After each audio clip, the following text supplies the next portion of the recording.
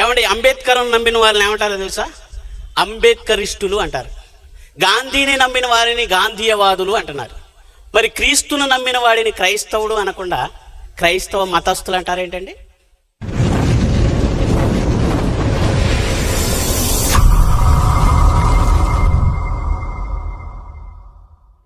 పరమ తండ్రి ఆమేన్.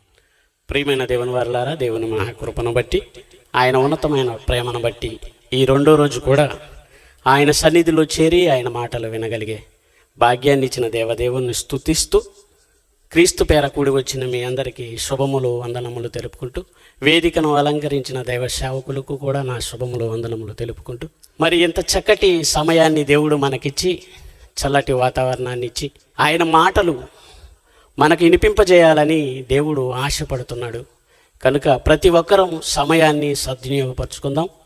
ఈరోజు కూడా విలువైన సంగతులు, ఈరోజు ప్రపంచ ప్రజలతో క్రైస్తవులు ఎదుర్కొంటున్న పరిస్థితుల గురించి మాట్లాడుకుందాం. నిజంగా క్రైస్తవ్యం అనేది ఒక మతంగా ఈ లోకం మనకు ముద్ర వేసింది. దేవుడు తన పిల్లలను తన యొద్దకు రావటానికి తన ప్రియకుమారుడైన యేసుక్రీస్తును ఈ లోకానికి పంపించి మరలా దేవుని యొద్దకు వచ్చే ఒక మార్గాన్ని ఏర్పాటు చేస్తే, ఈరోజు దుష్టుడు కూడా అప్పటి నుంచి వాడు కూడా తన పిల్లలు పరలోకానికి వెళ్ళకూడదు అని పాతాళానికి కూడా మార్గాన్ని వేశాడు. అందుకే వారు కయీను నడిచిన మార్గమును నడిచిరి, బేలాము నడిచిన తప్పుడు త్రోవలో పరిగెత్తి, ఆతురతగా పరిగెత్తి అనే మాట మనం చదువుకుంటాం.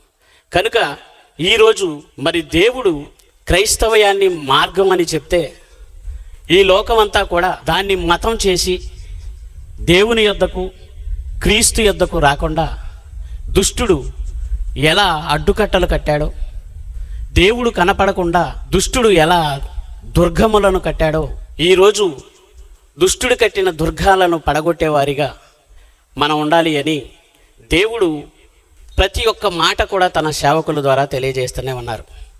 మరి ప్రజలు దేవుని మాటలు వినుటకు ఆసక్తి కలిగి ఉన్నారా అని మనం ఆలోచిస్తే, దేవుడంటే ఎందుకోనండి ప్రజలకు ఇష్టం ఉండదండి.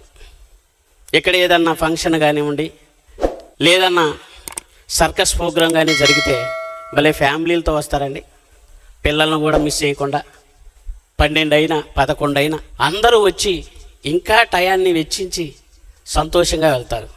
దేవుని మాటలు అనేసరికి ఎందుకో మనిషికి ఇష్టం ఉండట్లేదండి. అందుకే ఇర్మియా గారు కూడా, విందురని నేను ఎవరికి చెప్పాలయ్యా, వినుటకు వారి మనసు సిద్ధపరచుకోరు. ఇర్మియా గ్రంథంలో మళ్ళీ 5వ అధ్యాయము 21, 22 వచనాలు చూస్తే, కన్నులుండి చూడకయు చెవులుండి వినకయు ఉన్న వివేకము లేని మూడులారా నా మాట వినుడి అని అంటున్నాడు. దేవుడు ప్రజలను మెచ్చుకుంటున్నాడండి. మూడులారా అంటున్నాడు. అర్థం ఏంటి? మూఢత్వం, మూర్ఖత్వం అంటుంటాం మనం. అప్పుడప్పుడు మాట్లాడుతూ, ఏమండి వాడితో మాట్లాడటం చాలా కష్టం, వాడు పట్టుకున్న కుందేలుకి 3 కళ్ళు అంటాడు. లేదురా 4 ఉన్నాయంటే వింటాడా? లేదు 3 అంటాడు. తనదే పట్టు. ఓ పక్క సత్యం వినిపిస్తున్నా పట్టించుకోడు. దేవుడు కోపంతో మాట్లాడుతున్నాడండి. నా ప్రజలారా అంటున్నాడా? పోనీ నా పిల్లలారా అంటున్నాడా? వివేకము లేని మూడులారా అంటున్నాడు. కళ్ళున్నాయి చూడట్లేదు అంటున్నాడు, చెవులున్నాయి వినటం లేదు అని అంటున్నాడు. కాబట్టి మనం వింటున్నామా వినట్లేదా చెప్పండి? మనం చూస్తున్నామా చూడట్లేదా? పొద్దున్నే లేచి ఇంటిని చూసుకుంటున్నాం, న్యూస్ పేపర్ చూస్తున్నాం, టీవీలు చూస్తున్నాం, గ్యాప్ లేకుండా సెల్ ఫోన్ చూస్తున్నాం, మన బంధువులను చూస్తున్నాం, పనులు చూసుకుంటున్నాం. మరి దేవుడేంటి కన్నులుండి చూడకయు అంటున్నాడు? అంటే అర్థం ఏంటో తెలుసా? చూడగల కన్నును వినగల చెవిని నేను ఎందుకు ఇచ్చానంటే, నా గ్రంథాన్ని చూడాలి, నా గ్రంథాన్ని చదవాలని నేను ఇచ్చాను. తీరా తెచ్చుకున్న తర్వాత ఏమైందంటే, నా గ్రంథాన్ని చదవటం లేదు, నా గ్రంథాన్ని చూడటం లేదు అంటున్నాడు. మీరు వినుట మటుకు విందురే కానీ గ్రహింపనే గ్రహింపరు. చూడండి, పిల్లలతో వస్తుంటారు సంఘాల్లోకి, మా పిల్లలు తిరుగుతున్నారు కదలకుండా చూడండి అమ్మా అంటే వింటారు, పట్టించుకోరండి. దేవుడు మాటకు వచ్చేసరికి మనుషులు ఎలా ఉన్నారంటే పట్టించుకోని వారిగా ఉన్నాడు. అందుకే దేవుడు ప్రతి తరంలో తన సేవకుని పంపించిన ఇదే పరిస్థితి. యేసు ప్రభు వచ్చే కాలానికి కూడా ప్రజలు ఎలా ఉన్నారు? మీరు వినుట మటుకు విందురే కానీ కానరే కానరు, చూచుట మటుకు చూతురే కానీ గ్రహింపనే గ్రహింపరని నా ప్రజలకు వెళ్ళి చెప్పు అని మీ విషయమై యెషయా చెప్పిన మాట సరియే అంటాడు. ఇదే మాటను మళ్ళీ పౌలు గారు కూడా ప్రయోగిస్తాడు. అంటే ప్రతి తరంలో ప్రజలు ఎలా ఉన్నారు అని అంటే ఏదో వినాలి, కాసేపు కూర్చోవాలి, వెళ్ళిపోవాలి అనుకుంటారు. ప్రజలు ఎలా ఉన్నారు చెప్పండి. అంటే దేవుని వాక్యం దగ్గరకు రాగానే మనిషి ఒక శ్రోతగాను లేదా ఓ ప్రేక్షకుడుగానే ఉండిపోయాడు. రేడియోలో వార్తలు వినేటప్పుడు, ఆ కాలంలో రేడియోలో వార్తలు వినేటప్పుడు అండి, మన పని ఏదో మనం చేసుకుంటూ వినొచ్చు, మన పని మనం చేసుకుంటూ రేడియోలో వార్తలు వినొచ్చు. అలాగే టీవీలో బొమ్మ చూసేటప్పుడు కూడా మన పనేంటో మనం చేసుకుంటూనే అది చూడొచ్చు. ఎందుకంటే లోకాన్ని ఉద్ధరించే కార్యక్రమాలు ఏవి కూడా అందులో రావు గనుక. ఇక వాక్యం అంటారా, మాట వినాలి, ఆ మాట బైబిల్లో ఉందా లేదా చూడాలి, ఆ మాటల ప్రకారం నేను బ్రతకాలి అని ఆలోచించుకోవాలి. లేదు ఓ గంట కూర్చున్నాం, విన్నాం, వెళ్ళిపోయాం అనుకుంటే కూర్చున్న దానికి అర్థం ఉండదండి. దయచేసి నేను మీ గురించి చెబుతున్నానని కాదు, కానీ దేవుడే మన పరిస్థితిని ఆలోచించి రాయించిన మాట. కన్నులుండి చూడకయు, చెవులుండి వినకయు అంటున్నారు. కనుక దేవుని వాక్యం దగ్గరికి రాగానే ప్రతి ఒక్కరు కూడా శ్రద్ధగా వినాలి. ఆయన ఏం చెప్తున్నాడు, ఏం మాట్లాడుతున్నాడు అని జాగ్రత్తగా బైబిల్లో చూసుకోవాలి. అలా చూసుకోకపోతే ఒక మాట అంటున్నాడు, మీరు ఏమి వినుచున్నారో జాగ్రత్తగా చూసుకోండి, మీరు వినువారు మట్టుకై ఉండి మిమ్మల్ని మీరే మోసపుచ్చుకుంటున్నారు అని అంటున్నాడు. కనుక ఈరోజు ప్రపంచంలో ఎక్కడ చూసినా క్రైస్తవుల మీద దాడులు, వీళ్ళు మతస్థులు, ఇది విదేశీ మతం, వీళ్ళు విదేశీ దేవుణ్ణి ఆరాధిస్తున్నారు అనే ఈ మాటలు మనం ఎక్కువగా ఎదుర్కొంటున్నాం. కొన్ని ప్రాంతాలు వెళ్తే స్వార్థ చెప్పడానికి బురద జల్లేవాళ్ళు, పిడిగుద్దులు గుద్దేవాళ్ళు, భయంకరంగా చంపేసేవాళ్ళు, చర్చిలను కూలగొట్టేవాళ్ళు, వీళ్ళందరినీ మనం చూస్తున్నప్పుడు అసలు ఎందుకు ఇలా జరుగుతుంది? నిన్న రోజున దేవుడు ఎవరో మనం విన్నాం. అసలు ఈ దేవుళ్ళు ఎందుకు ఇంతమందిగా ఈ లోకంలో కనపడుతున్నారు, అసలు ఈ మతాలు ఎలా పుట్టాయి అని మనం ఆలోచిస్తే ఒక చక్కటి వివరణ నేను చెప్తాను, జాగ్రత్తగా వినండి. క్రైస్తవులు పల్లె ప్రాంతాలకు వెళ్ళినప్పుడు సేవకులు అనే మాట ఏంటో తెలుసా? బ్రదర్, మీరు మతం పుచ్చుకున్నారా, మతంలోకి దిగారా? ఏమంటున్నారు? మతం పుచ్చుకున్నారా, మతంలోకి దిగారా? అంటే అన్యులు ఏమనుకుంటున్నారంటే ఇది మతం అనుకుంటున్నారు. అలాగే కొన్ని ఆచారాలు, ఆనాడు యూదులకున్న ఆచారాలే ఈరోజు క్రైస్తవంలోకి రావటం వల్ల బాప్తీసం ద్వారా ఒక అన్య స్త్రీలు లేదా అన్యులు ఉన్న పురుషులు వచ్చినప్పుడు వారికంటూ కొన్ని పద్ధతులు, ఇది తీసేయాలి, ఇవి తీసేయాలి, గాజులు తీయాలి, బొట్టు తీసేయాలి, బట్టలు మార్చుకోవాలి. అప్పటి వరకు వారు వెన్నడి కట్టని ఒక వైట్ డ్రెస్ కోడ్ను పెట్టడం, ఇవన్నీ చూసి ఈ లోకం మత మార్పిడి అనుకుంది. ఏది చెప్పాలో అది చెప్పక, ఏది చెప్పకూడదు అది చెప్పి ఈరోజు క్రైస్తవులే దేవుని యొద్దకు అన్యులు రాకుండా నిలబడ్డారు. అంటే ఒక్కసారి మీరు ఆలోచించండి. ఈ వాక్యం అంతా విన్న తర్వాత అసలు అన్యజనులు క్రైస్తవంలోకి రాకుండా అడ్డుపడుతున్నది ఎవరో మనకు తేట తెల్లమవుతుంది. కనుక ఈ మతాలు ఎలా పుట్టాయి, అసలు ఇంతమంది దేవుళ్ళు ఎలా వెలిచారు అనటానికి మీకు ఒక ఉదాహరణ చెప్తాను. మీకు కిల్లర వీరప్పన్ గారి గురించి తెలుసు కదండి. మన ఆంధ్ర, కేరళ, కర్ణాటక 3 రాష్ట్రాలను గజగజలాడించిన వ్యక్తి ఎవరన్నా ఉన్నారంటే వీరప్పన్. ఇతను ఎవరు అంటే ఏనుగు దంతాలను అమ్ముకోవటం, గంధపు చెక్కలను అమ్ముకోవటం, ఏమండి ఇప్పుడు ఎర్రచందనం బాగా ఫేమస్లో ఉంది కదా, ఇలా విలువైన సంపదను దోచుకోవటం, సినిమా యాక్టర్స్ను కూడా కిడ్నాప్ చేయటం, కొంతమందిని చంపటం. ఇది చూసిన మన ఇండియా ప్రభుత్వం వాళ్ళు ఏం చేశారంటే 100 కోట్లు ఖర్చు పెట్టిందండి. ఎంత ఖర్చు పెట్టారు? 100 కోట్లు ఖర్చు పెట్టి వీరప్పని ఎలాగైనా పట్టుకోవాలి, చంపాలి. అతన్ని పట్టించిన వారికి ఎంత బహుమతి అన్నా కూడా ఏ ఒక్కరు వీరప్పని ఎందుకు పట్టించలేకపోయారు అని మనం ఆలోచిస్తే, ఆ 600,000 కిలోమీటర్లు ఉన్న అతను ఉన్న అడవి ప్రాంతం వైశాల్యం, వెలయిడుపు, దీని చుట్టూ ఆనుకొని 600 గ్రామాలు ఉన్నాయండి. ఈ 600 గ్రామాలకే నేను సేఫ్గా ఉండాలి, నన్ను ఎవరు పట్టించుకోకుండా ఉండాలి అంటే నేను దోసుకున్న సంపదలో కొంత వీళ్ళకి ఇవ్వాలి అని ఆలోచన చేసి ప్రతి ఒక్క గిరిజన్ని ఆదుకున్నాడని, దోసుకున్న దాంట్లో సగ సంపద వారికే ఇచ్చేశాడు. ఇప్పుడు వాళ్ళు ప్రభుత్వం వారు ఎవరు వచ్చినా పట్టించగలరండి? ఎందుకు? మమ్మల్ని ఆయనే పోషిస్తున్నాడు, మాకు వాటా ఇస్తున్నాడు అని వీరప్పనికి వెన్ను వెంట కాసుకొని ఉన్నారు. ఏ చిన్న ఆఫీసర్ వచ్చినా ముందు ఎంట్రన్స్ బార్డర్లో ఉండగానే ఇన్ఫర్మేషన్ వీరప్పనికి వెళ్తుంది. అలా 3 రాష్ట్రాలను గజగజలాడించిన ఓ వీరప్పన్ ఓ రోజు చనిపోయాడు. బుల్లెట్ కాల్పుల్లో గాయపడి చనిపోయాడండి. ఇప్పుడు ఈ 300 600 ఉన్న ఈ గ్రామాలలో ఏం చేశారో తెలుసా? వీరప్పనికి గుడి కట్టారు. ఇప్పుడు ఈ గుడి ఒక 30-40 సంవత్సరాల తర్వాత భూకంపాలు జరుగుతున్నాయి కదండి. మన పక్క దేశంలో కూడా భూకంపం వచ్చింది.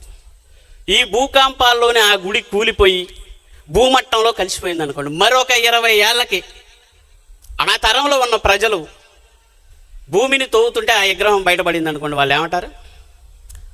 ఈ విగ్రహం బయటపడింది, ఈయనకి ఎవరికో గుడి కట్టారంటే ఖచ్చితంగా ఈయన దేవుడై ఉంటాడు అని అంటారు.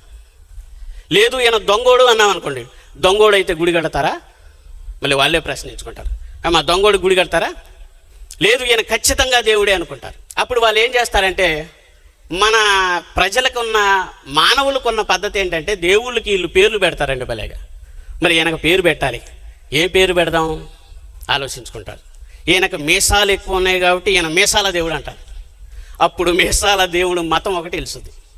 ఇది నేను ఎందుకు చెబుతున్నానంటే, ఇప్పుడున్న దేవుళ్ళు కానీ ఇప్పుడున్న మతాలు కానీ అలా వచ్చినాయనండి. కనుక యేసుక్రీస్తుది కూడా నిజంగా మతం అని బోధించాడా? ఆయన మార్గం అని బోధించాడా? అసలు ఈ మతాలు ఎలా వచ్చాయి? ఆయన నోట నుండే మనం ఆలోచించగలిగితే ఒక చక్కటి మాట రాశాడు చూడండి. మత్తయి గారు రాసిన సువార్త 23వ అధ్యాయము 13వ వచనం. అయ్యో వేషధారులైన శాస్త్రులారా, పరిసయ్యులారా, మీరు మనుషుల ఎదుట పరలోక రాజ్యమును మూయుదురు అంటున్నాడు. ఎవరని? అయ్యో వేషధారులైన శాస్త్రులారా, పరిసయ్యులారా. ఏమండి, పరలోకానికి నడిపించవలసిన వారే మనం దేవాలయంలోకి రాగానే గేటేసేస్తున్నారు అనుకోండి, ఇంకేం వెళ్ళగలమండి? అందుకే యేసు ప్రభు కూడా మీరు జ్ఞానమును తాళపు చెవిని ఎత్తుకొని పోయారు అని అంటున్నాడు. జ్ఞానం ఉంటే పరలోకం వెళ్ళొచ్చు, ఆ జ్ఞానాన్నే ఎత్తుకొని పోతే ఎక్కడికి వెళ్తాం చెప్పండి? మీరు జ్ఞానమును తాళపు చెవిని ఎత్తుకొని పోయారు. ఎవరు అంటే ఈ శాస్త్రులు, పరిసయ్యులు. ఎవరైతే ఇల్లు కట్టాలో ఆ ఇల్లు కట్టువారు నిషేధించిన ఈ రాయి మూలకు తలరాయి ఏంది అన్నప్పుడు ఆయన మా గురించి చెప్పుచున్నాడు అని అనుకున్నారు. కనుక వారిని చూసి ఏమంటున్నాడంటే అయ్యో అని అంటున్నాడండి. అయ్యో అనే పదం ఎంత బాధాకరమైన విషయం తెలుసా? పరిస్థితి చేజారిపోయినప్పుడు ఏమనుకుంటాం తెలుసా? అయ్యో అలా జరిగిందా. ఓ బిడ్డనే తీసుకొని ఒక అమ్మమ్మ తల్లిదండ్రులు మేము ఎలాగో రాము, నా బిడ్డను తీసుకొని పోతే ఆ పాపను పట్టుకొని ఆ చిల్లకల్లు ఇట్లా క్రాస్ రోడ్డు దాడుతుంది. ఈ పాప ఏం చేసిందంటే నాయనమ్మ కంటే అమ్మమ్మ కంటే ముందెళ్ళాలని చెయ్యలా లాక్కొని బర్ర నూరికింది. అటునుంచి వచ్చి లారీ దేవాలయానికి వెళ్తున్న ఆ పాప మీద చిత్రం అయిపోయింది. పిల్ల ముద్ద అయిపోయింది, టైర్ కింద తలకాయ పడిపోయింది. అప్పుడు వాళ్ళందరూ అయ్యో అయ్యో అని గుండెలో బాదుకుంటున్నారు. ఇప్పుడు యేసుక్రీస్తు కూడా ఈ పరిశీలన చూసి అయ్యో అని అంటున్నాడు. పోనీ ఒక్కసారి అన్నాడా? 15వ వచనం చూడండి, అయ్యో. 23 చూడండి, అయ్యో. 25వ వచనం చూడండి, అయ్యో. 27వ వచనం చూడండి, అయ్యో అయ్యో అయ్యో అంటున్నాడు వాళ్ళని చూసి. అంటే వీళ్ళ పరిస్థితి చేజారి పోయింది. అయ్యో శాస్త్రులైన పరిసయ్యులారా, అక్కడి నుంచి చదవండి 13వ వచనం. అయ్యో శాస్త్రులైన పరిసయ్యులారా, మీరు మనుషుల ఎదుట పరలోక రాజ్యమును మోయుదురు, మీరందులో ప్రవేశించరు, ప్రవేశించు వారిని కూడా ప్రవేశింప నీయరు. అయ్యో వేషధారులైన శాస్త్రులారా, పరిసయ్యులారా, ఒకరిని మీ మతంలో అంటున్నాడా మన మతంలో అంటున్నాడా చెప్పండి? మతాలు మీవయ్యా అంటున్నాడు. ఎవరి మతాలు? మీవి అంటున్నాడు. అందుకే బైబిల్లో యోధ మతం అని ఉంటుంది కానీ క్రైస్తవ మతం అని ఎక్కడా కనపడదు. పౌలు గారు కూడా యోధా మత భ్రవిష్ఠుడనై ఉన్నప్పుడు అని మాట్లాడతాడు. అంటే మతం మీది, నాది మార్గము అంటున్నాడు యేసుప్రభు. పోనీ యేసుప్రభుకు ముందు కొత్త నిబంధనలో దేవుడు ఎక్కడైనా నాది మతం అని మాట్లాడా? యేసుప్రభుకు భిన్నంగా దేవుడు నాది మతం, నా మతంలోకి రండి అని ఎక్కడన్నా మాట్లాడా అని మనం చూడగలిగితే ఇర్మియా గ్రంథము 6వ అధ్యాయము 16వ వచనం చూద్దాం. ఇర్మియా గ్రంథము 6వ అధ్యాయము 16వ వచనం. బాటిల్లో మంచి తీసి యెహోవా ఇలాగు సెలవిచ్చుచున్నాడు, మార్గములలో నిలిచి చూడుడి, పురాతన మార్గములను గూర్చి విచారించి చూడుడి, మేలు కరుగు మార్గం ఏది అని అడిగి అందులో నడుచుకోండి అంటున్నాడు. అంటే దేవుడు కూడా ఏమంటున్నాడంటే నాది మార్గము అంటున్నాడు. యేసు ప్రభు కూడా ఏమంటున్నాడంటే నేనే మార్గాన్ని, నేనే సత్యాన్ని, నేనే జీవాన్ని అన్నాడు. మార్కు సువార్త 1వ అధ్యాయము 2వ వచనం, ఇదిగో నా దూతను మీకు ముందుగా పంపుచున్నాను, అతడు నీ మార్గము సిద్ధపరచును. ప్రభు మార్గమును సిద్ధపరచండి అని అంటున్నాడు. అంటే మార్గాన్ని గురించి ఏర్పాట్లు జరుగుతున్నాయి. మతాన్ని గురించి ఏర్పాట్లు చేయండి అంటున్నాడా, మార్గాన్ని గురించి ఏర్పాటు చేయమంటున్నాడా? మరి ఎందుకండి క్రైస్తవులు మతం పుచ్చుకున్నారా, మతంలోకి దిగారా? నేను బాప్తిస్తం తీసుకొని ఇంటికి రాగానే మా అమ్మ పరిగెత్తుకొని వచ్చి అయ్యా మతం పుచ్చుకున్నామంటగయ్యా అని బోరు నేడుతుంది. అంటే అర్థం ఏంటి? ఎప్పుడైతే రక్షణ పొందామో ఇక తల్లిదండ్రులు విడిచిపెడుతున్నాడు, రక్త సంబంధులు విడిచిపెడుతున్నాడు. మీరు మారరు, నేను మారాను, నాకు పరలోకం మీకు లేదు అని డైరెక్ట్గా మాట్లాడుతున్నాడు. అలాగే అనుకొని మా అమ్మ ఎడుతుంది, అయ్యా మతం పుచ్చుకున్నవంటగా, మతంలోకి దిగేవంటగా అంటుంది. నేనేదో బావిలోకి దిగినట్టు. చూసారా ప్రజలు ఎలా ఉన్నారు? అంటే ఎక్కడ చూసినా కూడా మతం అని బోధిస్తున్నారు. మొన్న మత మార్పులు చేసే వాళ్ళ మీద చట్టం సుప్రీంకోర్టుకి వెళ్ళినప్పుడు ఈ క్రైస్తవులంతా పోరాడుతున్నారు. పోరాడొచ్చండి? మనదేమన్నా మతమా? నాది మతం కాదురా వై, నువ్వు ఏం చేసుకుంటావో చేసుకో, నాది మార్గం, నువ్వు ఏ కేసు చేసుకుంటావో చేసుకో అనాలి. మన మతం గురించి ప్రచారం చేయకూడదని ఇదిగో సుప్రీంకోర్టు దాకా వెళ్తున్నారు. లేండి క్రైస్తవులారా అంటున్నాడు. ఏమర్థమైందండి వాళ్ళకి చెప్పండి? యేసు ప్రభు అంటున్నాడు నాది మార్గము అంటున్నాడు. పేతురు గారిని అడుగుతాను. పేతురు గారు రాసిన 1వ పత్రిక 4వ అధ్యాయం 16, ఎవడైనను క్రైస్తవుడైనందుకు బాధ అనుభవించిన ఎడల అతడు సిగ్గుపడక ఆ పేరును బట్టి దేవుణ్ణి మహిమపరచవలెను. ఆ పేరును బట్టి క్రైస్తవుడు అనేది ఏంటండి? పేరు అంటున్నాడు. ఏమండి, అంబేద్కర్ నమ్మిన వాళ్ళని ఏమంటారో తెలుసా? అంబేద్కరిస్టులు అంటారు. గాంధీని నమ్మిన వారిని గాంధీయవాదులు అంటున్నారు. మరి క్రీస్తును నమ్మిన వాడిని క్రైస్తవుడు అనకుండా క్రైస్తవ మతస్థులు అంటారేంటండి? ఎంత చక్కగా చెబుతున్నాడు పేతురు గారు. క్రైస్తవం అనేది క్రీస్తు ఏమన్నాడంటే ఆ పేరును బట్టి అంటున్నాడు. ఎప్పుడైతే నువ్వు బాప్తిస్మం పొందావో ఆల్రెడీ దేవుడే నీ పేరు మార్చాడు. కానీ ఈరోజు సేవకులు చూడండి నీ పేరు మార్చేస్తున్నారు. మున్సిపాలిటీ ఆఫీసులు కానీ అక్కడికి వెళ్ళినప్పుడు చాలా ఇబ్బంది అవుతుంది. తల్లిదండ్రుల పేర్లు పెట్టిన పేరు నీకు ఉండాలి. ఏమంటే పేరు మారితే మంచిదేనండి. మరి అబ్రహాం అవ్వలేదా? శారా అవ్వలేదా? పేరు మారటం వల్ల మనకి లాభమేనండి అని మాట్లాడుకుంటున్నారు.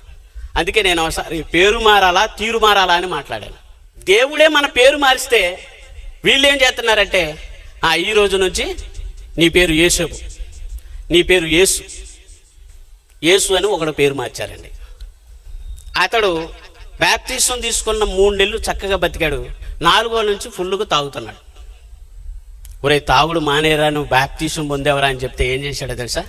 అమ్మో బాప్తిస్మం తీసుకొని తాగకూడదు కదా అని మానేడు. మరి మనకి ఈస్టర్ పండుగ వచ్చింది కదండి, శ్రమ దినాలు. హాస్యంకి భక్తుడు ఇతను. చీటీలు వేస్తే ఇతని పేరు వచ్చిందండి. వేస్తే నిజంగా ఇతను యేసు ప్రభులా ఫీల్ అయిపోయి, ఇదివరకండి 2-3 సంవత్సరాల క్రితం సిలువని ఇలా మోసుకుంటూ పోయి బాగా ఎండ చోట ఆఫ్ చేసేవాళ్ళండి.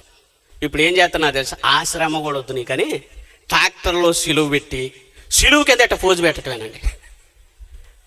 మోసేది లేదు. కొరడాలతో ఇల్లు అట్ట సిలువు మీద బాధట. ఏం చూపిస్తున్నారు, ఏం చెప్పమన్నాడు? ఆయన మరణాన్ని ప్రచురించవలసిన వాడు మరణ దినాన్ని చేస్తున్నాడు. చూసారా? ఆ రోజుకి చర్చిలన్నీ నిండిపోతాయండి. సరే తన పేరు వచ్చింది. అందరూ యేసు ప్రభుకి ఎంత అదృష్టమయ్యా, ఎంత ధనుడివయ్యా అంటున్నారు. అన్న వారం రోజులకి బాగా తాగి కొలుములో పొరులుతుండండి. మొన్న సిలువ వేసినాడు వీడు దుర్మార్గుడు అని అంటున్నారు. ప్రజలు ఎలా అంటారో తెలుసు కదండి మనకి. మనల్ని పొగిన వాడే మనల్ని దంతాడు. అందుకే ఎవరితో పొగిడించుకోకండి. కనుక క్రైస్తవం అనేది పేరు. ఆ పేరును బట్టి దేవుణ్ణి మహిమపరచాలి అని అంటున్నాడు. అంటే యేసుక్రీస్తు తర్వాత అపోస్తులలో అగ్రగణ్యుడైన పేతురు గారు కూడా క్రైస్తవం అనేది మతం కాదయ్యా, పేరు అని అంటున్నాడు. ఎంత చక్కగా చెప్పాడండి. పౌలు గారిని అడుగుదాం. ఎబ్రీలుకు రాసిన పత్రిక 11వ అధ్యాయము 13వ వచనం. వీరందరూ ఆ వాగ్దాన ఫలము అనుభవించకపోయినను దూరము నుండి చూసి వందనము చేసి తాము భూమి మీద పరదేశులము యాత్రికులమని ఉన్నామని ఒప్పుకొని విశ్వాసము గలవారై మృతి నొందిరి అంటున్నాడు. భూమి మీద ఎవరంట? పరదేశులు, యాత్రికులు. ఏమంటే యాత్రికుడు ఒక చోట ఉంటాడా? యాత్ర చేసుకుంటూ వెళ్ళిపోతాడా? ఇంట్లో చూడండి, తీర్థయాత్రలకు వెళ్తానరా మీరు భార్యాభర్తలు చల్లగా ఉండండి, నా జీవితాన్ని ఎలాగో అలా గడిపేసుకుంటా అని పోయిసైపోయిన వాళ్ళు తీర్థయాత్రకు వెళ్తారు. నా ప్రాణం అడిపోయినా భూమి మీద క్రైస్తవుడిగా నువ్వు మారిన తర్వాత ఈ స్వార్థ యాత్ర చేసుకుంటూ వెళ్ళిపోవలేదని ఒక చోట స్థిరపడకూడదు. నేను హైదరాబాద్ వెళ్ళాలనుకోండి, దారిని పోయాలని పిలిచి, బాబు హైదరాబాద్ నేను వెళ్ళాలంటే ఏ మతం పుచ్చుకోవాలి అని అన్నాననుకోండి, కిందకి మీద చూసి మతం పుచ్చుకుంటే ఎక్కడికి వెళ్ళావురా బాబు, ఇక్కడే ఉంటావు, హైదరాబాద్ వెళ్ళే బస్సు పుచ్చుకోరా బాబు వెళ్ళిపోతావు అంటారు. అవునా కదా? ఈరోజు క్రైస్తవం ఎంత అమాయకంగా ఉంది అని అంటే మతస్థులని వీళ్ళే బోధించుకుంటున్నారు. ఎందుకు అని మనం ఆలోచిస్తే అక్షర జ్ఞానం లేని వాళ్ళు సేవకులయ్యారండి. నేను అందరినీ అనట్లేదు, వాళ్ళకు ఒక ట్రైనింగ్ లేదు, ఒక శిక్షణ లేదు, ఒక సీనియర్ సేవకుడు ముందు ఇన్ని సంవత్సరాలు తర్పీదు చేశాను అనేది లేదు. అందుకే విద్యాహీనులు, అస్థిరులైన వాళ్ళు లేఖనములను అపార్థము చేసుకుంటున్నారు అని అన్నాడు. ఏం లేదంట? విద్యాహీనులంటే విద్య లేదు. పైగా వీళ్ళని అడిగితే ఏమంటారో తెలుసా? ఏమండి పేతురు గారు పామరుడు కాడా, ఆయన ఏం చదివాడండి, దానికి చదువు అవసరం లేదా అంటున్నాడు.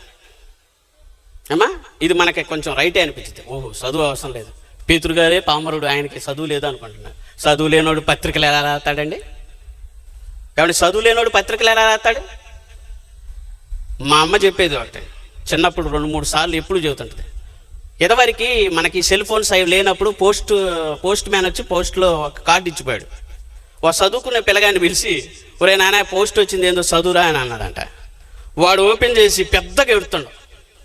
ఇప్పుడు లెటర్ చూసి చదవకుండా ఎడుతుంటే మనం ఏమనుకుంటాం?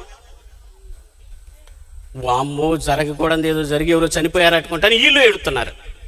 అరే నాయన ఏం జరిగిందో చెప్పరా అని వీళ్ళు ఎడుతున్నారు, వాడు ఎడుతుండు. ఒరే వాడు చదవట్లేదు నువ్వన్నా చెప్పురా నాన్న అని పక్కన నుండి పిలిచిదైతే ఎల్లుండే పెళ్ళి అంటారు, మిమ్మల్ని రమ్మని పెళ్లి కార్డు ఇచ్చారని అన్నాడు.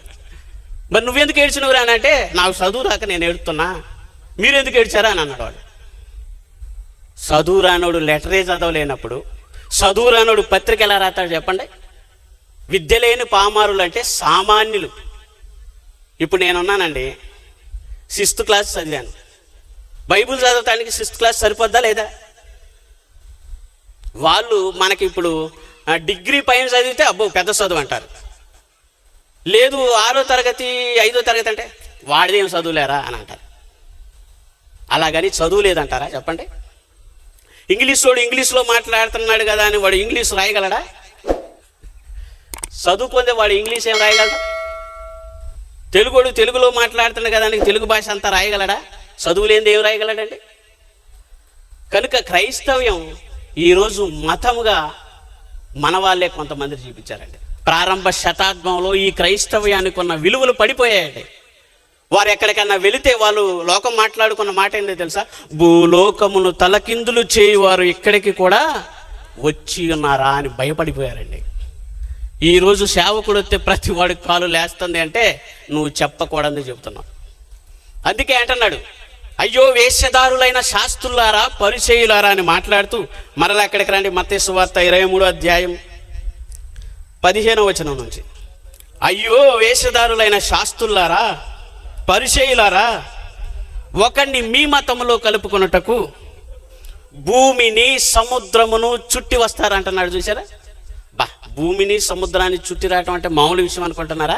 ఎంత కష్టపడుతున్నారండి. ఎందుకు? మార్గంలో నడిపించడానికి అనుకుంటున్నారా? మతంలోకి తీసుకురావటానికి వాళ్ళు ఎంత కష్టపడుతున్నారు. బేదర్ ప్రాంతంలో, గద్వాల ప్రాంతంలోకి వెళ్ళి వాక్యం చెబుతుంటే వీళ్ళు ఎలాగైనా వాక్యంలో ఉన్నది చెప్పి మార్చేస్తారని ఆడ సభలో 2 రోజులు ఉందనగా మార్చేశారండి మన క్రైస్తవులే. ఎప్పుడు మనకు విరోధి ఎవరంటే మనోడే. ఆనాడు సంఘాన్ని హింసించింది యూదులు ఎవరంటే యేసుక్రీస్తు సొంత జాతి. మానవరీత్యా ఆయన మన జాతి వాడే అని మాట్లాడతాడు.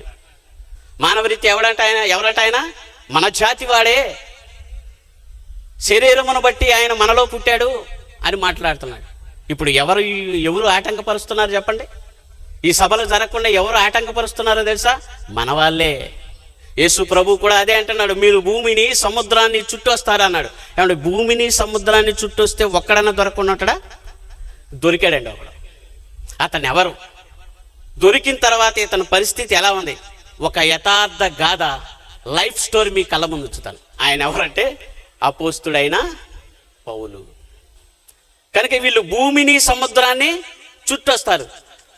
భూమిని సముద్రాన్ని చుట్టొస్తే ఒక్కడు దొరికితే వాడి పరిస్థితి ఎలా ఉంటుందో బైబిల్లో మన కళ్ళకు కట్టినట్టుగా చూపించాడండి. మనం లేట్ అయితే ఎంత పరిస్థితి జరుగుతుందో తెలుసా? తూర్పుగోదావరి జిల్లాల్లో బోరుబావులు ఎక్కువ తవ్వించారండి. అక్కడ వర్షాలు కురవనప్పుడు ఏం చేస్తాడంటే రైతు ఓ బోరుబావిని తవ్వించాడు. ఉన్న డబ్బులంతా ఖర్చు పెట్టి తవ్వితే నీళ్లు పడలేదు. ఇక వర్షం మీదే ఆధారపడాలి, అయ్యో బోరు ఇంత మనం లోతుగా వేసినా నీళ్లు పడలేదని వాళ్ళు ఏం చేశారంటే ఆ బోరు బావి తోయించినోడు దాని మీద మూతేసుక పెట్టడం మర్చిపోయాడండి. తన 3 పిల్లల్ని తీసుకొని ఆ బోరు బావి తోయించిన వారానికి వర్షం పడితే నేల చల్లదనమైంది, దేవుడి దయ వర్షం కురిసిందని పిల్లల్ని తీసుకొని ఆ భూమిని బాగు చేసుకుందామని పిల్లల్ని తీసుకొని ఆదివారం పూట వెళ్ళాడండి. వెళ్ళినప్పుడు అందులో ఒక చిన్నవాడు రెండోవాడు ఆడుకుంటూ మా అన్నయ్యకి నేను కనపడకుండా ఉండాలి, దాక్కోవాలి అని ఇతను ఏం చేశాడంటే ఆ బోరు బావిలో ఇలా తలకాయ పెట్టి చూసే పల్టీపడి బోరు బావిలోకి వెళ్ళిపోయాడండి. ఇప్పుడు ఈ రెండోవాడు ఏం చేశాడంటే నానా తమ్ముడు బోరు బావిలో పడ్డాడనేసరికి పరుగున ఊరికొచ్చి నా కొడుకు బోరు బావిలో పడ్డాడని గ్రామ సర్పంచ్ గారి దగ్గరికి వెళ్ళాడు. అయ్యా నా కొడుకు బోరు బావిలో పడ్డాడు, మీరు ఎలాగైనా కాపాడాలంటే ఇక ప్రభుత్వ బృందాన్ని అంతా తీసి ఆ నైటు ఎప్పుడైతే పడ్డాడో పగలు 11 గంటల కానుంచి తవ్వుకుంటూ వస్తున్నారు. ఆ ఊరు గ్రామస్తులంతా కూడా పగులంతా పనికిపోయి స్త్రీలు పురుషులు ఇంటికి వచ్చేసరికి పలాని వాడి కుమారుడు బోరు బావిలో పడ్డాడనేసరికి అందరూ పగులంతా పని చేసాం, ఉల్లలిసిపోయిందని పడుకోవాలనుకోలేదండి. వాడిని ఎలాగైనా కాపాడాలి అని చెప్పేసి ఊరంతా వచ్చి వీళ్ళు తవ్వకాలు ప్రారంభించారు. అలా తవ్వుతున్నప్పుడు తల్లి ఏం చేసిందంటే ఆ గ్రామ సర్పంచ్ గారు చూస్తుండగా నీళ్లు బోరు బావిలో నుంచి సన్నగా వదులుతుందండి. ఎందుకమ్మా అలా నీళ్లు పోతున్నావు అంటే ఈ నీళ్లు తాగైనా నా కొడుకు బ్రతుకుతాడు అని అంట. అలాగ తవ్వుకుంటూ పోతున్నప్పుడు మరలా సర్పంచ్ గారు పిలిచి ఏమయ్యా నీకు ఎంతమంది కొడుకులు అంటే నాకు 3 కొడుకులండి. మరి 2 ఉన్నారు కదయ్యా అని అంటున్నాడు. అంటే ధైర్యపరుస్తున్నాడు. ఒకడు పోయినా ఇంక 2 ఉన్నారు అంటే 3 ఉంటే నేను ఒకరిని బాగొట్టుకోవాలని నాకు 3 కావాలని ఏడుస్తున్నాడు. వారంతా కష్టపడి రాత్రి పగలు కష్టపడితే పగులు తీసేసరికి బిడ్డ చనిపోయి శవం అయించాడు. ఒకడు చనిపోతేనే ఊరంతా వస్తే దేవుని పిల్లలని చెప్పబడుతున్న ఈ లోకంలో ప్రతి ఒక్కడు సెకండుకొకడు చనిపోయి పాతాళం అనే బోరుబావులోకి వెళ్తుంటే మనకి ఎలా నిద్ర పడుతుందని అంటున్నాడండి దేవుడు. భూమి మీద ఉన్న వాళ్ళంతా నా పిల్లలే కదా అంటున్నాడు. అగ్నిలో నుండి లాగినట్టు కొందరినైనా రక్షించండి అని ఈరోజు సేవకులకు సంఘస్థులకు ఎన్ని మాటలు చెప్పినా ఇంట్లో నుంచి కదలలేకపోతున్నాడు అని అంటే ఇంకేం రక్షిస్తాం చెప్పండి? ఒకడు బోరి బావిలో పడితేనే గ్రామం అంతా వచ్చినప్పుడు అందరినీ రావాలని దేవుడు అనట్లేదు. ఇంటికి ఒక్కడొస్తే చాలు ఈ ప్రపంచాన్ని కాపాడవచ్చు అంటున్నాడు. మనం లేట్ అయిపోయేసరికేనండి వాళ్ళు భూమిని సముద్రాన్ని చుట్టొస్తున్నారు. అలా చుట్టొచ్చినప్పుడు ఒకడు దొరికారు. ఆ పౌలు గారు పరిస్థితి ఎలా ఉందంటే అతడిని 2 నరకపాత్రుడిగా చేస్తారంట. వాళ్ళు కలవకపోతే నరకానికి వెళ్ళిపోతాడు, వాళ్ళ చేతిలో పడితే 2 నరకపాత్రునిగా చేస్తారు. వాళ్ళ చేతిలో పడ్డాక పౌలు గారు పరిస్థితి ఎలా ఉందో ఈ యథార్థ గాథను చూసుకొని ముగించుకుందాం. గలతీయులకు రాసిన పత్రిక 1వ అధ్యాయము 13వ వచనం. పూర్వమందు నేను యూదామత భ్రవిష్ఠుడనై ఉన్నప్పుడు అంటున్నాడు. పౌలు గారు యూదామతంలో ఎప్పుడు చేరారండి? ఇక్కడ మనకు ఆలోచన రావాలి. పూర్వమందు నేను యూదామత భ్రవిష్ఠుడనై ఉన్నప్పుడు అని అంటున్నాడు.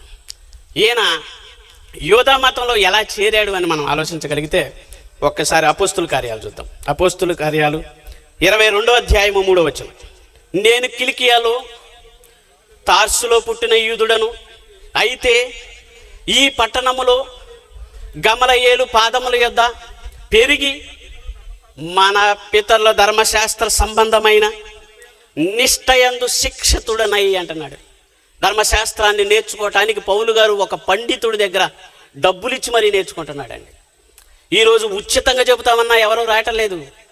మళ్ళీ ఈ 3 రోజులు సగం ఎప్పుడు జరుగుతాయో దేవుడు అంటున్నాడు, సమయం మరీ సంకుచితమై ఉన్నది, వచ్చుచున్నవాడు ఆలస్యము చేయకవచ్చును. మరి సిద్ధపడి ఉన్నామా? ఎర్రటి ఎండలకి తట్టుకోలేకపోతున్నాం. మన మే నెల 5వ తారీఖు ఉబ్బకి అల్లాడిపోతున్నారు. ఉబ్బకే తట్టుకోలేని మనం యుగ యుగాలు కాలిపోవాలన్నప్పుడు మనల్ని మనం రక్షించుకొని ఇతరులను అగ్నిలో నుండి లాగినట్టు కొందరినైనా రక్షించాలన్న ఆలోచన కలుగుతుందా? అసలు మన జీవితం గురించి మనకు ఆలోచన ఉందా? నా ఆత్మ కన్ను మూసిన క్షణం ఏమైపోద్దో అన్న ఆలోచన మనకు కలుగుతుందా చెప్పండి? అప్పుడు ఈయన నేర్చుకుంటున్నప్పుడంట మత పెద్దల కన్ను పౌలు గారి మీద పడ్డది. ఈ యవ్వనస్తుడు మన మతంలో చేరితే మన మతానికి ఏముంటుంది? పొట్టు వస్తుంది. అందుకే చూడండి, ఈ మధ్య ఉగ్రవాదులు ఎవరిని కోరుకుంటున్నారో తెలుసా? యవ్వనస్తులను కోరుకుంటున్నారు. నీ కుటుంబాన్ని అంతా మేము పోషిస్తాం, నీకు ఎంత కావాలి? ఓ 4 లక్షలు కావాలా తీసుకో, అన్నీ ఇచ్చేసి యవ్వనస్తులు ఉగ్రవాదులుగా మార్చుతున్నారు. మీకు కసబ్ తెలుసు కదండి, వాడికి నేర్పిన బోధ ఏంటో తెలుసా? మిమ్మును చంపు ప్రతివాడు దేవునికి సేవ చేస్తున్నానని కాలము వచ్చుతున్నది అన్నాడు యేసుప్రభు. మనుషులను చంపటం సేవని ఎవరు చెప్పారు అని అంటే పెద్దలు చెప్పారుగా అంటున్నాడు పౌలు గారు కూడా. పౌలు గారు కూడా ఏమంటున్నాడంటే పెద్దలు చెబుతున్నారు, మత పెద్దలు, ఇదిగో ధర్మశాస్త్ర ప్రకారం ఎవడైతే బ్రతకకపోతే వాడిని చంపేయాలి అని నూరిపోస్తున్నారు. కడగని చేతులను మనం ఏం చేయాలంటే నరికేయాలి అంటున్నాడు. అంటే ఆచారాలు పద్ధతులు నేర్పారు పౌలు గారికి. నేను యూదా మత భ్రవిష్ఠుడనై ఉన్నప్పుడు, అక్కడి నుంచి చదవండి, గలతీయులకు రాసిన పత్రిక 1వ అధ్యాయము 13వ వచనం. పూర్వమందు యూదా మత భ్రవిష్ఠుడనై ఉన్నప్పుడు, నేను దేవుని యందు యూదా మతస్థుడనై ఉన్నప్పుడు దేవుని సంఘమును అపరిమితముగా హింసించి నాశనము చేయుచు నా పితరుల పారంపరాచార్యమందు. ఎంత ఆసక్తి చూపుతున్నాడో చూడు. ఇంతకీ ఈయన పితరుల పారంపరాచారాలు ఏంటి, ఇతనికి నేర్పించిన ఏంటో మనం చూడగలిగితే మార్కు గారు రాసిన సువార్త 7వ అధ్యాయము 1 నుంచి 5 వచనాలు. యెరూషలేము నుండి వచ్చిన పరిసయ్యులు శాస్త్రుల్లో కొందరు ఆయన వద్దకు కూడి వచ్చి, ఆయన శిష్యుల్లో కొందరు అపవిత్రమైన చేతులతో, అనగా కడగని చేతులతో భోజనం చేయుట చూసిరి. పరిసయ్యులను యూదులందరూ పెద్దల పారంపరాచారమందు చేతులు కడుక్కుంటేనే కానీ భోజనము చేయరు. మరియు వారు సంత నుండి వచ్చినప్పుడు నీళ్లు చల్లుకుంటే కానీ భోజనం. ఈ ఆచారాలన్నీ పౌలు గారికి నేర్పించారండి. ఇప్పుడు పౌలు గారు ఏమంటున్నారు తెలుసా? కడగని చేతులను నరికేస్తాను అంటున్నాడు. ఈ ఆచారాలన్నీ బాగా వంట పట్టించుకున్నవాడు సంఘాన్ని హింసిస్తున్నాడు. ఇప్పుడు సంఘం ఎవరు? ఇంతకి సంఘం ఎవరు అని మనం ఆలోచిస్తే, సంఘము భార్య భర్త క్రీస్తు. తన భార్యని హింస పెడితే ఏ భర్తనే ఊరుకుంటాడండి? భార్యని కళ్ళ ముందే హింసిస్తుంటే ఏ భర్త అయినా ఊరుకుంటాడా? రోడ్డు మీద మనం సినిమాల్లో చూస్తుంటాం అప్పుడప్పుడు. తన ప్రేయసిని పక్కనోడు వేడిపిస్తున్నప్పుడు సైడ్ నుంచి ఎగ్గిరొచ్చి ఒక తంది అంటాడండి. ఇతను ఎవర్రా బాబు అంటే అతని ప్రియుడు. మన ప్రియుడు ఎవరు అనుకుంటున్నారు? యేసుప్రభు. ఊరుకుంటాడా సంఘాన్ని హింసిస్తే? సంఘం అనే ఈ భార్యని హింసిస్తే ఊరుకుంటాడా? పౌలు గారికి దిమ్మ తిరిగి మైండ్ బ్లాక్ అయ్యేటట్టు కొట్టాడు. పెద్దల దగ్గరికి వెళ్ళి నాకు తాకీరు రాసి ఇవ్వండి, ఆ సంఘాన్ని ఈడ్ చేస్తాను అని బయలుదేరాడని. ఒక్కసారి ఆ మాట చూద్దాం. అపోస్తుల కార్యములు 8వ అధ్యాయం 1 నుంచి 3 వచనాలు.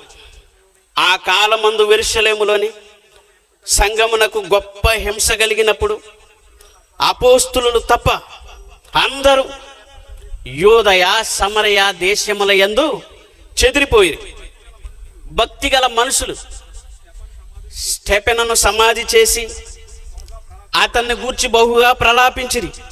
సౌలైతే చూడండి, సౌలైతే ఇంటింటా జొచ్చి పురుషులనేమి స్త్రీలనేమి ఈడ్చుకొని పోతున్నాడండి. అంటే స్త్రీలనే మర్యాద లేదా? ఈరోజు మతోన్మాదులు చూడండి, స్త్రీలని గౌరవిస్తున్నారా? మణిపూర్ దాడుల్లో స్త్రీలని ఏమైనా నిలువిచ్చారా? భారతదేశాన్ని అవమానపరిచారండి. ఒక స్త్రీని చూసినప్పుడు స్త్రీలో ప్రతి ఒక్కళ్ళు ఎవరిని చూడాలంటే తన తల్లినో చెల్లినో చూడాలి. యేసు ప్రభువును చూడండి, ఒక వ్యభిచారిని కూడా ఏమనిపించాడు? అమ్మా, వాళ్ళు నిన్నేమీ చేయలేదా అన్నాడు.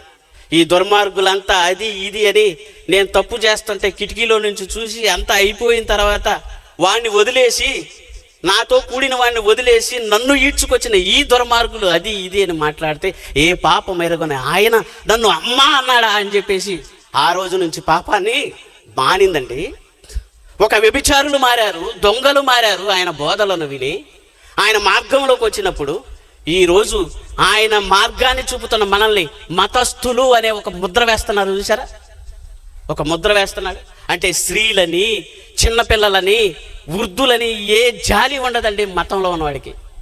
మతం అనే ఈ మత్తులో ఉన్నవాడు ఎంత ఉన్మాదిగా మారతాడో తెలుసా? ఢిల్లీలో ఒక బాంబు పేలుడు జరిగింది.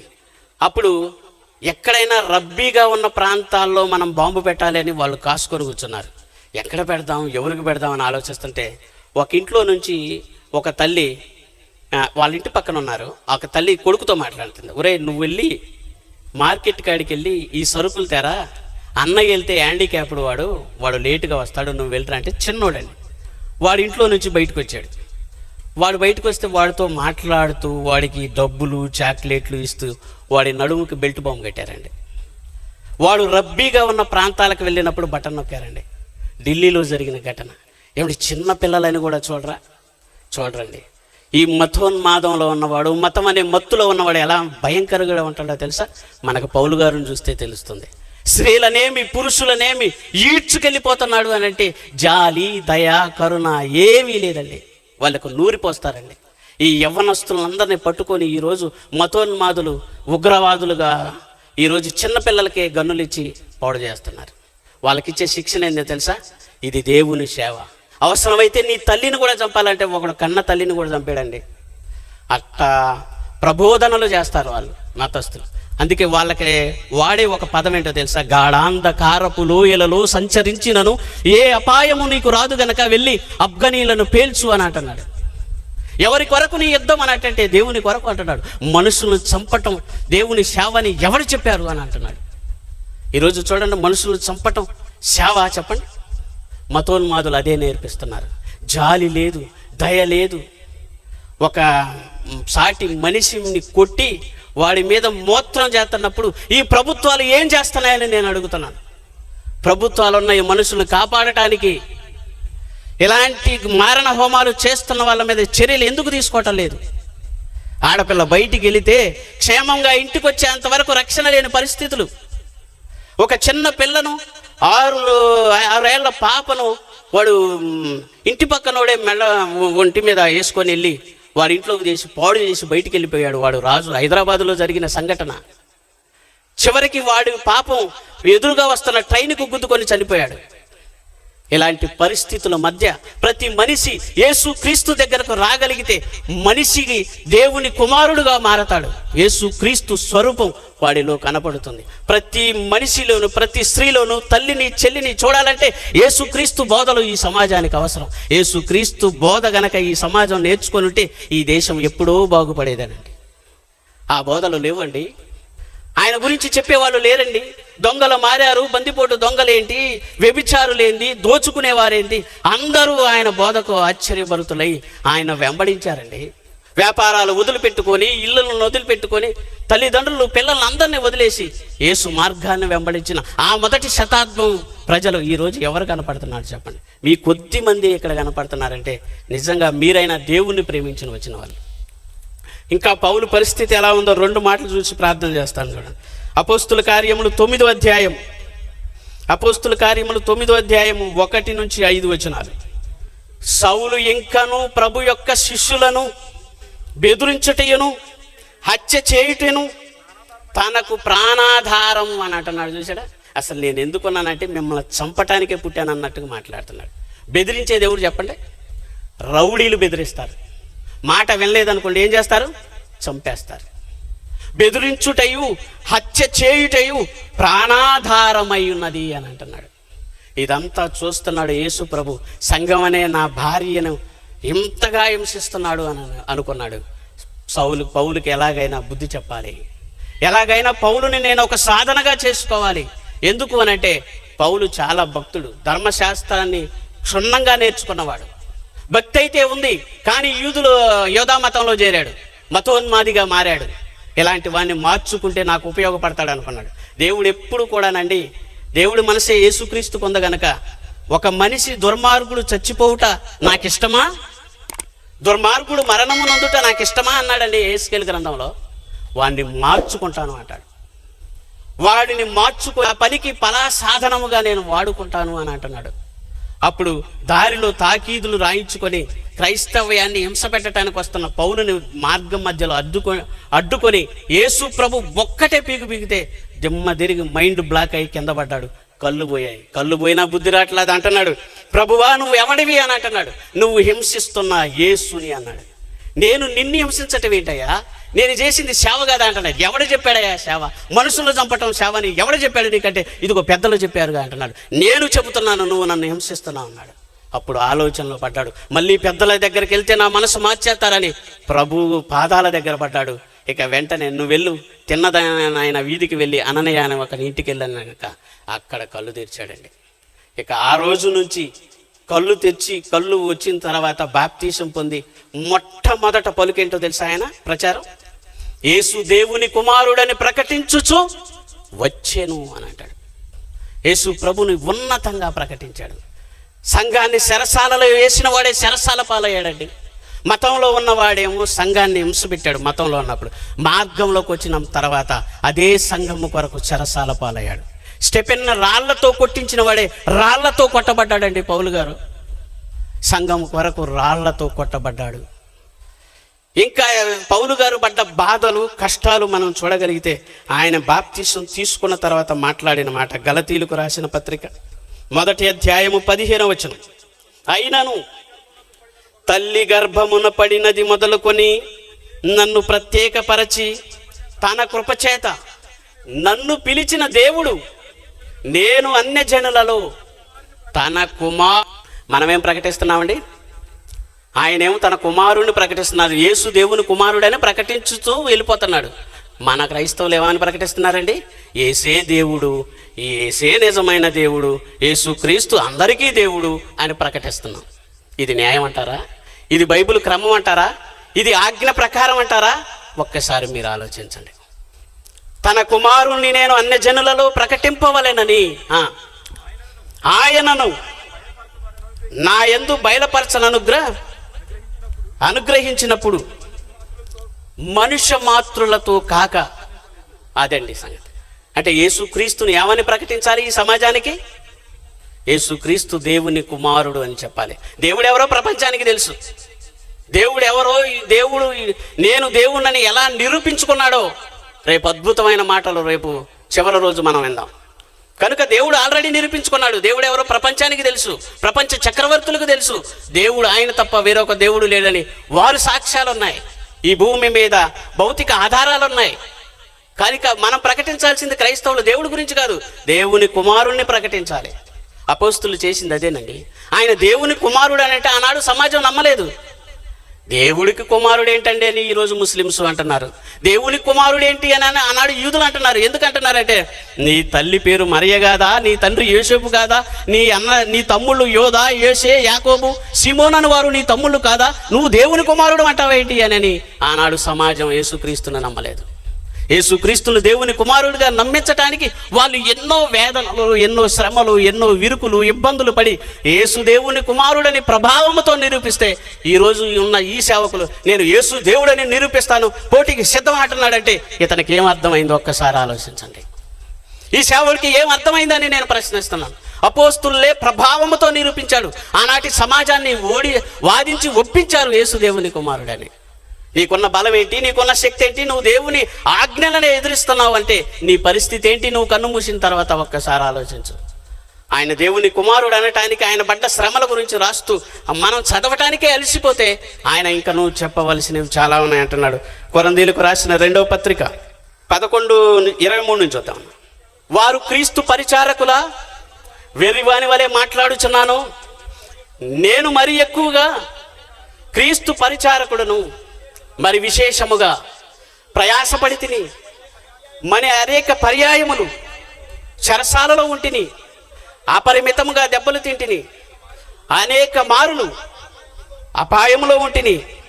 1 తక్కువ 5 దెబ్బలు తింటిని, 3 మారు బెత్తములతో కొట్టబడి తిని, 1 సారి రాళ్లతో కొట్టబడి తిని, 3 మారు వాడ పగిలి శ్రమపడి తిని, 1 రాత్రింపగళ్ళు సముద్రములో గడిపి తిని, అనేక పర్యాయములు ప్రయాణములోను, నదుల వలన ఆపదలోను, దొంగల వలన ఆపదలోను, నా స్వజనుల వలన ఆపదలోను, అన్య జనుల వలన ఆపదలోను, పట్టణములో ఆపదలోను, అరణ్యములో ఆపదలోను, సముద్రములో ఆపదలోను, కపట సహోదరులు అంటున్నాడు. వీళ్ళు క్రైస్తవులండి. కపట సహోదరుల వలన ఆపదలోను ఉంటిని, ప్రయాసముతోను, బెత్తములతోను, తరచుగా జాగరణములతోను, ఆకలి దప్పులతోను, తరచుగా ఉపవాసములతో. అంటే ఆకలి దప్పులండి. ఎవరన్నా పెడితే తింటాం, లేకపోతే లేదు. ఈరోజు సేవకుడికి ఎంత తెలుసా? ఒక నైట్ నేను 1 గంట మాట్లాడాను కదండి. ఒక సేవకుడు 1,00,000 రూపాయలు తీసుకుంటాడండి 1 గంట మాట్లాడి. వీళ్ళు కూడా బలి ఇస్తారండి. కష్టపడి సత్యం చెప్పే సేవకులకి 1 రూపాయి ఇవ్వటానికి ప్రాణం అప్పదు, కానీ అసత్యం చెప్పేవాడికి 1,00,000 రూపాయల 4 రోజులు బోధ చేసిపోతే 4 లక్షలు ఇచ్చాడండి. మీటింగుల ఖర్చు ఎంతో తెలుసా అండి? 15 లక్షలండి. ఎంత పోగు చేశారండి, ఎంత పోగండి. ఆ మీటింగుల్లోని విశ్వాసుల్లో ఒకటిగా ఉన్నప్పుడు ఏంటి ఇంత ఖర్చు పెడుతున్నారు? సత్యం చెప్పేవాడికి రూపాయి ఇయటానికి గుప్పెలు లెప్పలేరండి.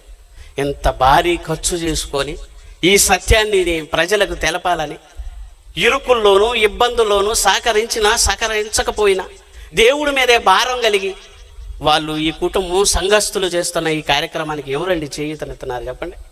కిందకు వచ్చేసరికి మంచి మాట అంటాడు. ఇదియుగాక సంఘములన్నిటిని గూర్చి చింత కలదు నాకు అని అంటున్నాడు.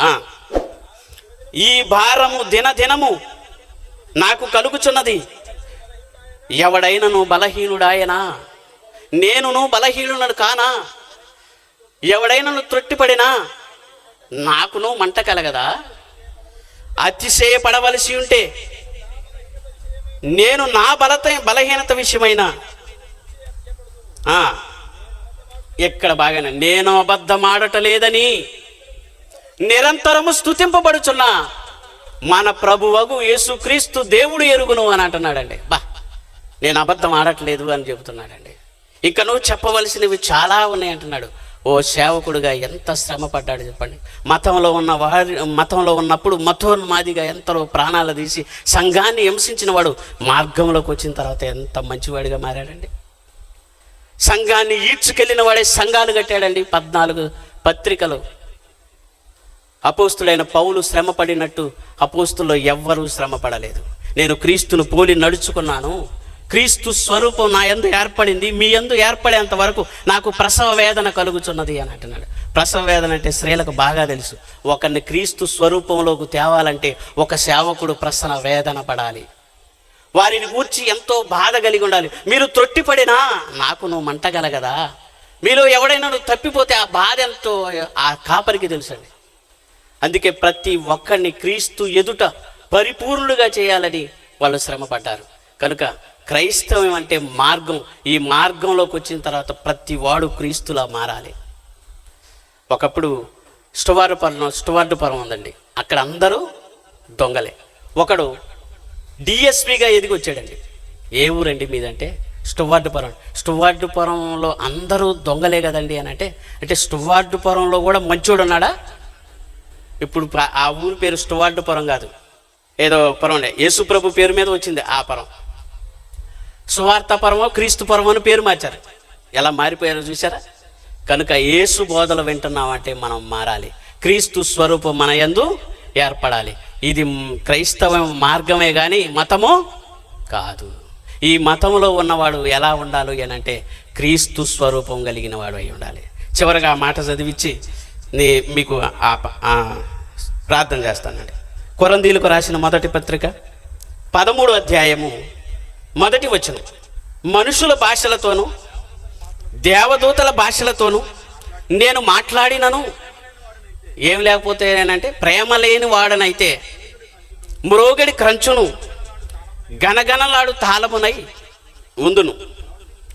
ప్రవశించు కృపావరములు కలిగి మర్మములన్నీయు జ్ఞానమంతయు ఎరిగిన వాడనైనను, కొండలను ప్రగిలింపగల పరిపూర్ణ విశ్వాసము గలవాడనైనను ప్రేమ లేని వాడనైతే వృద్ధుడని అంటున్నాడు. పేదల పోషణ కొరకు నా ఆస్తి అంతయు కాల్చబడుటకు నా శరీరం అప్పగించినను ప్రేమ లేని వాడనైతే నాకు ప్రయోజనమేమి. ఇంతక ప్రేమ అంటే ఏంది? దేవుడు ప్రేమాస్వరూపి. దేవుడు నీలో ఉండాలి. దేవుని సమాజానికి కనపరచాలి. దేవుని కొరకు తన ప్రజలను కాపాడిన యేసు క్రీస్తు సువార్తను ప్రకటించేవారు మనం ఉండాలి. వాళ్ళల్లో ఏం ఉండాలో అంటానికి ఇది చదివిస్తున్నాను. క్రైస్తవుడు, ప్రతి క్రైస్తవులు ఏం ఉండాలో తెలుసా? కింద చెబుతున్నాడు. ప్రేమ దీర్ఘకాలము సహించును, దయ చూపించును, ప్రేమ మత్సరపడదు, ప్రేమ డంబముగా మాట్లాడదు, అది ఉప్పొంగదు, అమర్యాదగా నడుచుకొనదు, స్వప్రయోజనమును విచారించుకొనదు, త్వరగా కోపించదు. క్రైస్తవులకి త్వరగా కోపం అవుతుంది. ఎందుకో? సేవకులకు మరీ ఎక్కువ కోపం అవుతుంది. అసలు వినే స్థితి లేదు. అసలు మనం ఏం మాట్లాడుతున్నాం వినే స్థితి కూడా లేదు. ఒక్క సేవకుడు కూడా రాడు. ఎందుకంటే కోపం ఎక్కువైపోయింది. నరుని కోపం దేవుని నీతిని నెరవేర్చదు. నువ్వు నిజమైన క్రైస్తవుడు అయితే ఈ లక్షణాలు నీలో ఉన్నాయో లేదో చూసుకో అంటున్నాడు. త్వరగా కోపించదు, మర్యాదగా నడుచుకొనదు, స్వప్రయోజనమును విచారించుకొనదు, త్వరగా కోపపడదు, దుర్నీతి విషయమై సంతోషపడక సత్యమందు సంతోషించును, అన్నిటికీ తాలుకొనును, అన్నిటినీ నమ్మును, అన్నిటినీ నిరీక్షించును, అన్నిటినీ ఓర్చును. అదండి సంగతి. ప్రేమ లేకపోతే వ్యర్థులమైపోతాం. మనం ఎన్ని చేసినా వ్యర్థులమైపోతాం. ఈ ప్రేమను, యేసు క్రీస్తు చూపిన ప్రేమను చూపింది ఎవరో తెలుసా? ఈరోజు మనం క్రైస్తవం అనుకుంటున్నాం కదా, మొదటి శతాబ్దంలో చూపారు. మళ్ళీ మన తరాలకు కొంచెం ముందు ఎవరు చూపించారో తెలుసా? మదర్ తెరీసా చూపించిందండి. ప్రతి మనిషిలోనూ నేను యేసు ప్రభువును చూస్తానండి అన్నదండి. ఆమె పేరు మీద ఒక దినం మదర్స్ డే ఈరోజు ఎంతోమందికి ఆదర్శమైంది. నేను మనుషులకు చేయట్లేదు, నా ప్రభువుకు చేస్తున్నాను అని అన్నదండి. ఎంత గొప్ప మాట అండి. ఎవడో కుష్టి రోగుల దగ్గరికి వెళ్ళి గాయాలు కడుగుతున్న ఆ ప్రేమను చూడండి. కుష్టి రోగుడికి గాయాలు క్లీన్ చేస్తుంది. ఒక బలహీనుడైన వాడు కక్కితే దోషిడ పట్టి శుభ్రం చేసి గుండెలకు హత్తుకుంటుంది. ఆ ప్రేమ ఏదైనా ఉందా? ప్రేమ లేని వాడనైతే వ్యర్థుడను. నేను జ్ఞానం నేర్చుకోవాలి అని అందరూ ఉప్పొంగుతున్నారేమో. జ్ఞానం రేసులో కూడా లేదు. ఆ మాట చూసి ప్రార్థన చెబుతా. 13వ వచనం చూడండి. విశ్వాసము, నిరీక్షణ, ప్రేమ, ఈ మూడు నిలుచును, ఇందులో శ్రేష్టమైనది ప్రేమే. బహుమానం దేనికి వచ్చింది? ఏమండి, కాశీ పథకం, ఎండి పథకం, బంగారు పథకం, 3 పథకాలే ఉంటాయి. మరి జ్ఞానం ఏది? ఈ రేసులో జ్ఞానం ఉందా? నిరీక్షణ, విశ్వాసము, ప్రేమ, ఈ మూడు నిలుచును, ఇందులో శ్రేష్టమైనది ప్రేమే. నువ్వు ప్రేమ చూపించు. నీ సంఘం పట్ల, నీ ప్రజల పట్ల, నీ ఇరు పొరుగు వారి పట్ల నువ్వు ప్రేమను చూపిస్తే క్రీస్తును ధరించుకున్నవాడుగా. క్రీస్తు ఎలా ఉంటాడో నాకు తెలియదు. మా సేవకుని చూస్తే, మా ఇంటి పక్కన చూస్తే ఆయన స్వరూపం నాకు కనపడిపోయిందండి. నేను మారాలండి అని నిర్ణయాలు తీసుకోవాలి. అంతగా మనం క్రీస్తులో ఎదగాలని కోరుకున్నాడండి. అది క్రైస్తవ మార్గం అంటే ఇది. ఈ మార్గంలో ఉన్నవాడు ఇలా ఉండాలి. ప్రేమ కలిగి సత్యము చెప్పుడు, ఎప్పుడు క్రీస్తులో ఎదగాలి. ప్రతి ఒక్కరూ అలా ఉండాలని కోరుకుంటూ, మిమ్మల్ని ఈ వాక్యం ద్వారా హెచ్చరిస్తూ, నన్ను నేను హెచ్చరించుకుంటూ ఈ మాటలు ముగిస్తున్నాను. కళ్ళు మూసుకొని ప్రార్థన చేసుకున్నాను. పరిశుద్ధుడైన తండ్రి, దయగల దేవ, కృప కలిగిన తండ్రి,